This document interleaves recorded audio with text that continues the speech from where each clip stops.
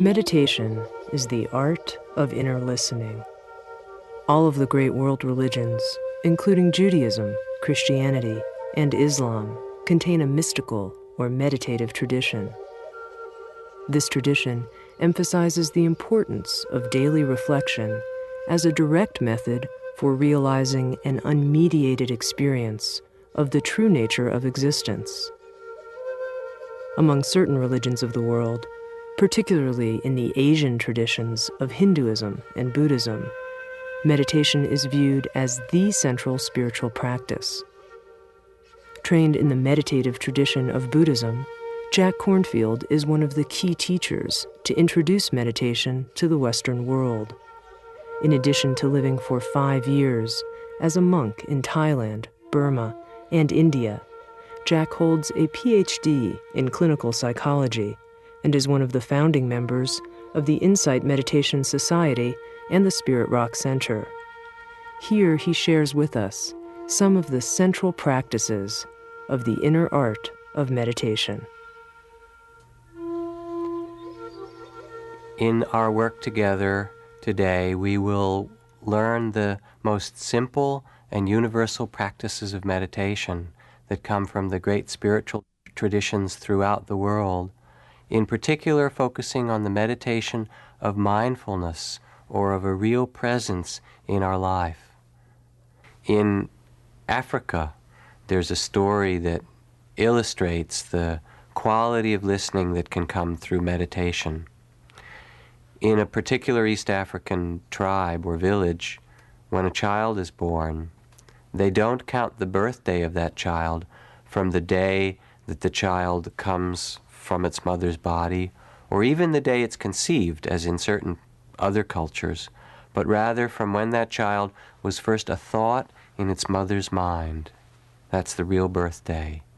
And as soon as the mother realizes she would like to have a child with this particular partner, she will go off and sit out in the field under a tree and listen and wait until she can hear the song of the child that wants to be born in her heart, that will come from the wedding or the coming together with this particular man. And when she hears the song, she sings it to herself, and then returns back to the village and teaches it to her partner, so that when they make love together, join together in love, they sing this song and invite this child to be born. And later, as she's pregnant, she sings the song to the child in the womb and teaches it to the midwives, so that when the child is born, the first song or sound that it hears is those gathered around singing its own unique song. And after that, as the child grows, the people in the village learn the song of this person, so that when he falls or she falls and hurts herself, someone picks her up and sings her song to her. Or in the rites of passage or rituals of the village, the song is sung, the wedding ceremony, both songs are sung. Until finally, even at the end of life, the song of this child, now as an old man or woman, is sung for the last time as villagers gather around and say their last words. When I first heard this story, it touched in me a longing to live in a place where we heard one another's songs, where we were so in tune with ourselves and with one another that we could greet each other in that way. To meditate allows us to hear the song within ourselves, to be respectful and listen to the song of others around us.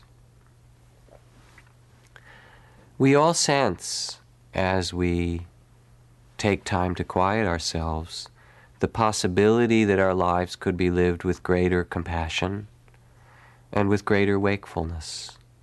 To meditate is to support that inner knowing, to allow that to come forth in our life. There are many types of meditation. Some of them use a candle flame, an image, a sacred prayer that's repeated over and over, that have a single focus, and when we repeat that focus over and over, our mind becomes quiet and concentrated and still. It's as if we leave the world behind. They're wonderful kinds of meditation, One of the drawbacks of this kind, however, is that when we finish with our prayer or candle flame or mantra, it's as if we come out of our cave and go back into the world, and in the supermarket or on the highway, again, the complexities of life are difficult for us. A second major category of meditation, which is what we'll work with today, is the meditation that uses the process of life itself as the subject, as the focus of the meditation practice.